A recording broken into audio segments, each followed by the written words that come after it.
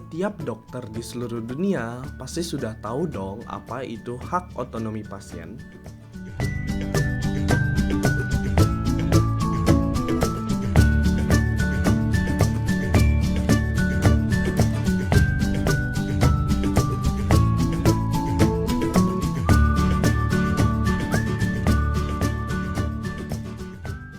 Tahu nggak guys, hak otonomi pasien sangat berkaitan dengan informed consent.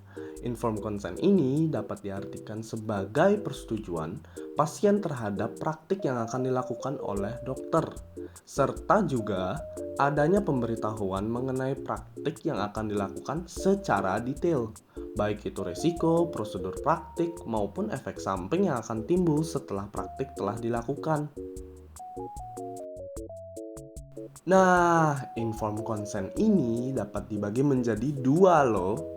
Pertama, ada informed consent yang bentuknya tertulis, dan juga ada informed consent yang bentuknya lisan. Keduanya sama-sama diberikan informasi terkait praktik yang dilakukan, dan juga sama-sama merupakan persetujuan yang diterima oleh pasien tanpa diganggu gugat keputusannya. Ingat, pasien dapat menolak praktik tersebut jika pasien sudah keberatan dengan apa yang disampaikan. Tapi kalau informed consent ini tidak dilakukan oleh dokter, menurut kalian real atau fake sih? Oh no, fake!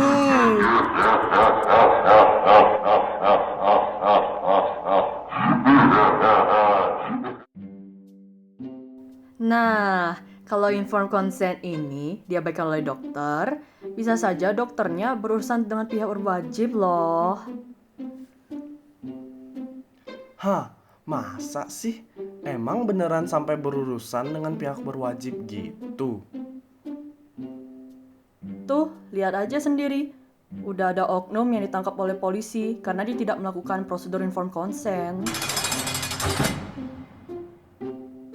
Iya, itu ada juga dokter yang disuruh bayar kompensasi karena nggak melakukan prosedur informed consent sebagaimana mestinya.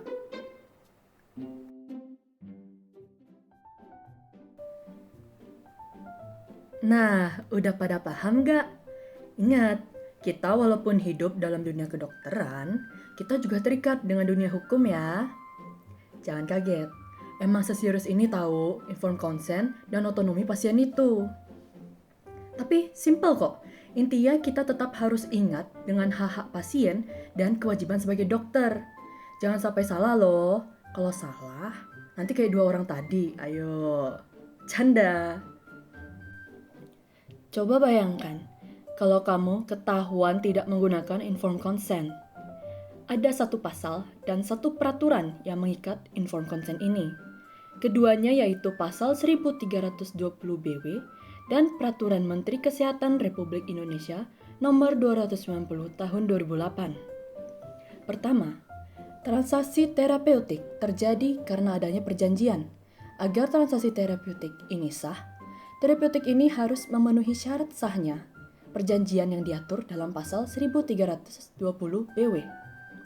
Lalu yang kedua, ada menurut Peraturan Menteri Kesehatan Republik Indonesia tahun 2008 nomor 290 mengatur tentang informed consent yang mensyaratkan persetujuan pasien sebelum melakukan tindakan medis, baik secara tertulis maupun lisan.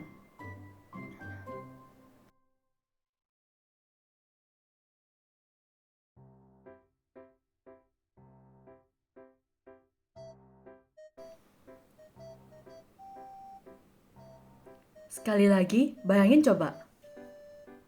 Gimana? Udah dibayang?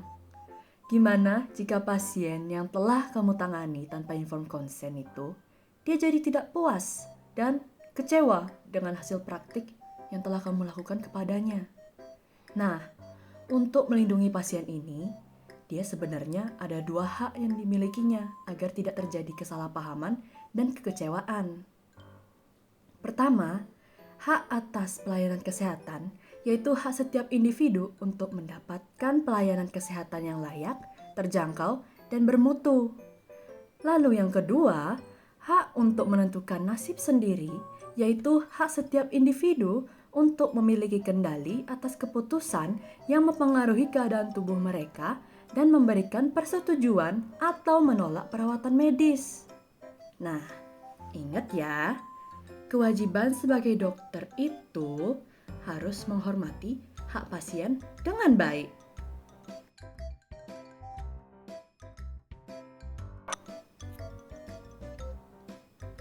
Selanjutnya, yang terakhir paling parah sih. Dibayangin lagi, ketiadaan informed consent dalam melakukan praktik kepada pasien dapat menimbulkan kecacatan sementara ataupun permanen. Bahkan ya, pasien tersebut dapat kehilangan nyawanya. Hal ini dapat terjadi karena pasien tersebut tidak diberikan resiko dan kondisi tubuhnya setelah dilakukannya praktik oleh dokter. Hati-hati ya, ini masalah nyawa, bukan mainan. Tunggu. Pusing aku nih. Pelan-pelan lah jelasinnya. Aku banyak pertanyaan loh nih. Banyak kali yang aku bingungin tahu. Hei, emang apa lagi yang dibingungin? Bukannya udah jelas banget ya? Aku sampai aus nih jelasinnya. Ya, coba kamu pikirin sendiri aja deh. Kalau misalnya ada anak kecil yang sedang sakit, emang dia harus ngisi informed consent dulu? Bukannya dia belum ngerti apa-apa ya? Dan juga, dia kan belum bisa buat tanda tangan sendiri. Jelas bingung aku lah. Iya ampun, gitu aja gak ngerti sih. Sini aku jelasin lagi deh, orang awam juga tahu kali. Nah, untuk informed consent ini, kita tidak bisa seenaknya memberikannya kepada orang sembarang loh. Ternyata juga ada peraturannya tersendiri. Pengisian informed consent ini harus kita ukur melalui kompetensi setiap pasien dengan memastikan bahwa pasien dapat membuat keputusan yang tepat mengenai perawatan mereka. Oh, emang kompetensi yang dimaksud itu seperti apa sih? Jadi gini, kompetensi ini dapat dinilai dari kriteria yang pertama, yaitu usia pasien harus lebih dari 18 tahun dan mereka terbukti secara resmi telah menikah dengan pasangannya. Ini menunjukkan bahwa mereka dianggap dewasa secara hukum. Lalu yang kedua, kesadaran pasien itu harus dalam keadaan baik tanpa gangguan fisik yang mempengaruhi kemampuan mereka untuk memahami informasi. Selanjutnya, kemampuan komunikasi pasien juga menjadi faktor penting loh. Jadi, mereka harus mampu berkomunikasi dengan jelas dan memahami informasi yang diberikan kepada mereka. Nah, yang terakhir, kesehatan mental pasien tidak boleh mengalami kemunduran atau mereka mengalami penyakit mental yang dapat menghalangi kemampuan mereka untuk membuat keputusan secara bebas. Nah, itu aja sih peraturannya. Dengan memenuhi kriteria ini, pasien dapat dianggap sebagai pasien yang kompeten dalam memberikan persetujuan untuk tindakan medis yang akan dilakukan. Oh, gitu toh. Aku baru ngerti sekarang. Tapi, kalau ada yang kecelakaan, emang kita harus tunggu dia bangun dulu ya? Kan itu darurat.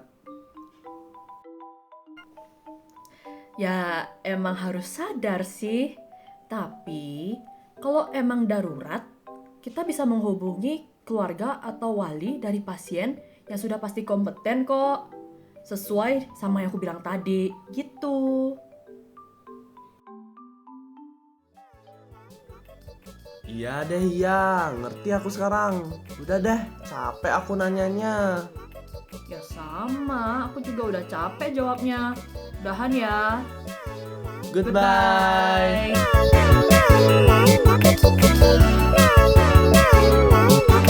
Bye.